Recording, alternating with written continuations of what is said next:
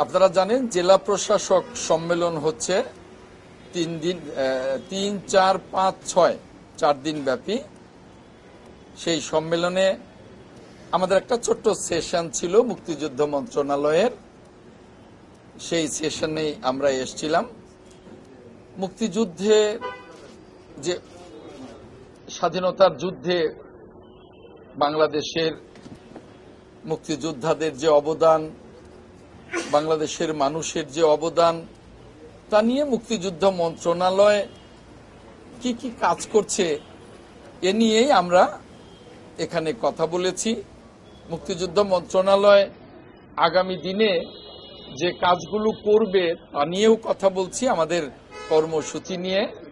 আপনাদের উদ্দেশ্যেও বলতে চাই, সময়ের সাথে সাথে দেখা দেয় নিত্য নতুন প্রয়োজন। রেডি থাকতে হয় প্রতি মুহূর্ত। তাই এলো ইনোভার, যেন আপনি লাইফে থাকেন রেডি প্রতিদিন। Innova, designed for now. যে মুক্তিযুদ্ধ আমাদের ইতিহাসের সবচেয়ে বড় অর্জন।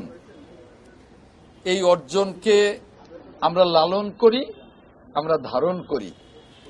আর এই মুক্তিযুদ্ধের অর্জনকে ধরে রাখবার জন্যেই, মুক্তিযুদ্ধকে জাতির কাছে চিরকালের জন্যে স্মরণীয় করে রাখবার জন্যেই কিন্তু আমাদের দেশনেত্রী, সাবেক 3 বারের সফল প্রধানমন্ত্রী, গণতন্ত্রের আজন্ম যোদ্ধা,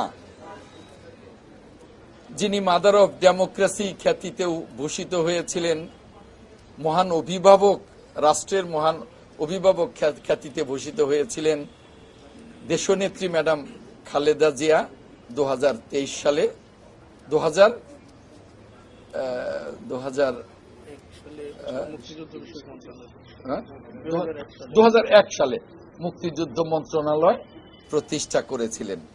এবং তখন থেকেই আমরা কিন্তু বিরোধী দলে থাকতেও মুক্তিযুদ্ধের জন্য কাজ করেছি।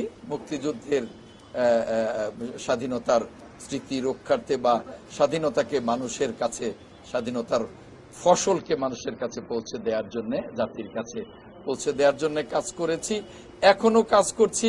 এবং আমাদের এই মুক্তিযুদ্ধ মন্ত্রণালয় এই মুক্তিযুদ্ধের সুফলকে জনসাধারণের কাছে, জাতির কাছে পৌঁছে দেবার জন্য আমরা কাজ করছি।